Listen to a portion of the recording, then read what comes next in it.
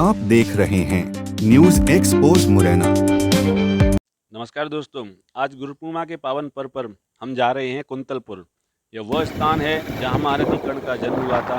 भगवान सूर्य नारायण ने अपनी वरदान स्वरूप माता कुंती को पुत्र दिया, जिसका नाम महारथी कर्ण हुआ।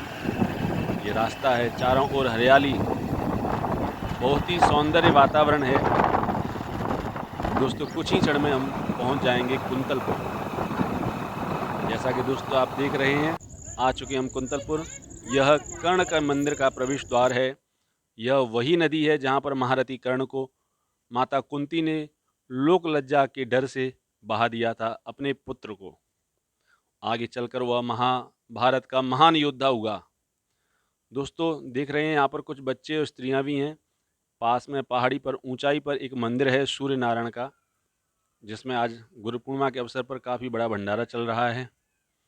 और दोस्तों यहाँ पर एक मुख्य स्थान और है, महान संत कालूराम बाबा का आश्रम, जिनके बारे में मान्यता है अजान बाहु महाराज कालूराम बाबा राजा चंद्रहास के अवतार थे।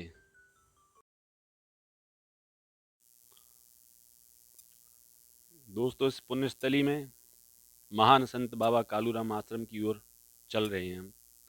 यह मुख्य द्वार है बाबा कालूराम आश्रम का।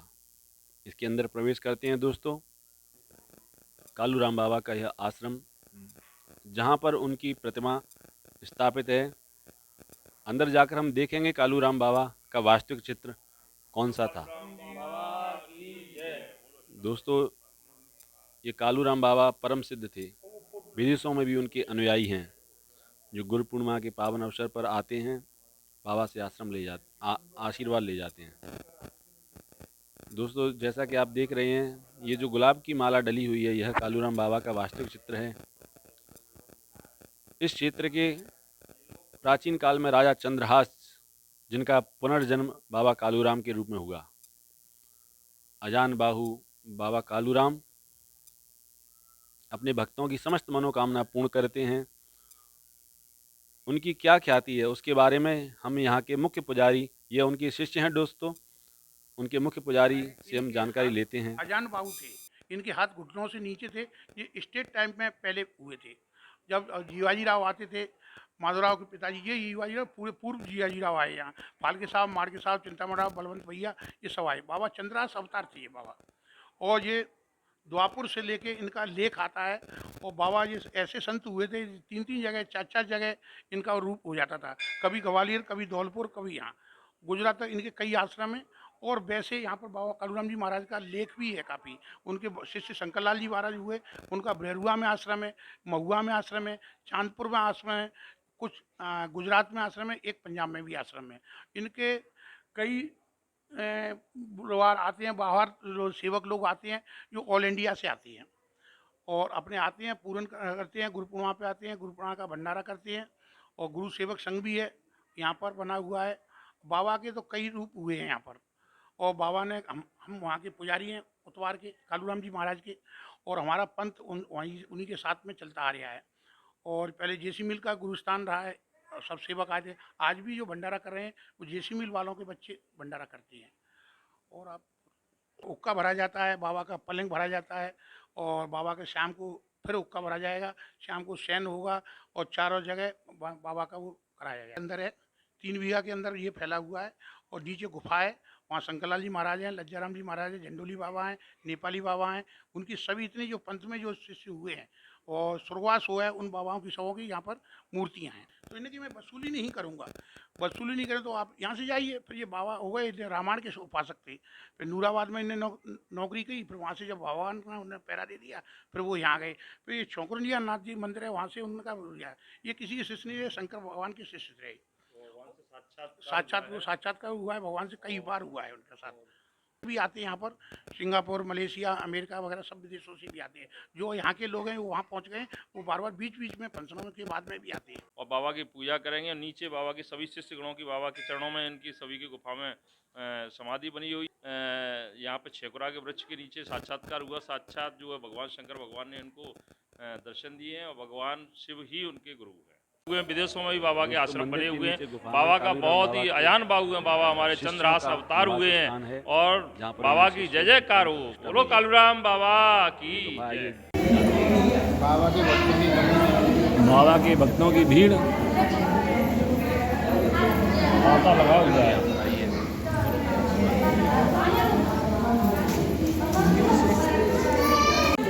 भक्तों द्वारा, वाली साहब भक्तों द्वारा बाबा बाबा का कालू 56 राम भोग की प्रसादी लगते हुए परोसती हुई। और यहाँ पर एक श्रद्धालु है दोस्तों, बाबा का चप्पल से भी पाठ करेंगे। जैसा कि आप देख रहे हैं भक्तों द्वारा बाबा के लिए 56 भोग की प्रसादी तैयार करते हुए। आपका क्या नाम है बेटा? सी बिटिया, आइए। आप क्यों आई हैं यहाँ? यहाँ पर क्यों आई? किस लिए आई हैं आप बताओ? बाबा जी के दर्शन करने। आपका क्या नाम है बेटा? मेरा नंदू शर्मा। आप यहाँ किस लिए आए हैं? मैं कालूराम बाबा के दर्शन करने। कालूराम बाबा। आपने दर्शन किए? कैसा लगा आपको यहाँ? बहुत अच्छे। बाबा की गुफा में जाते हुए।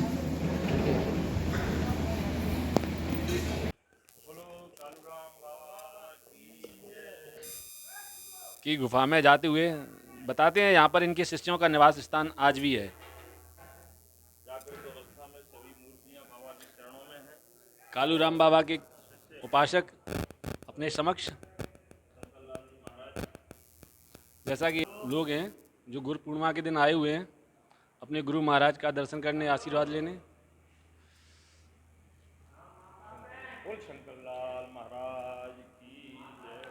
शंकर लाल जो कालू राम बाबा के परम शिष्य, उनका दर्शन करते हुए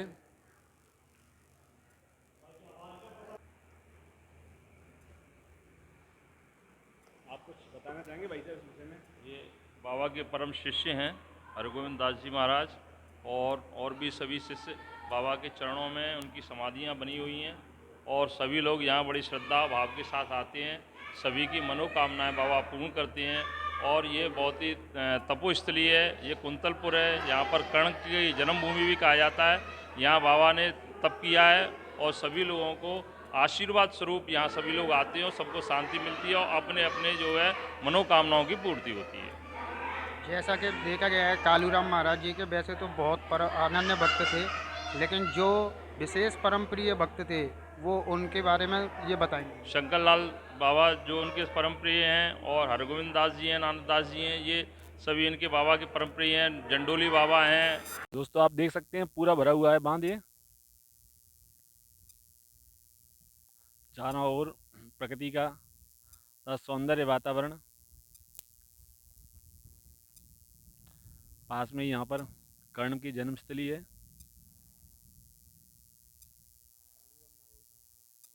एक महान संत कालूराम बाबा का आश्रम भी यहीं पर है। लबालब भरा हुआ, चारों ओर सिर्फ पानी ही पानी।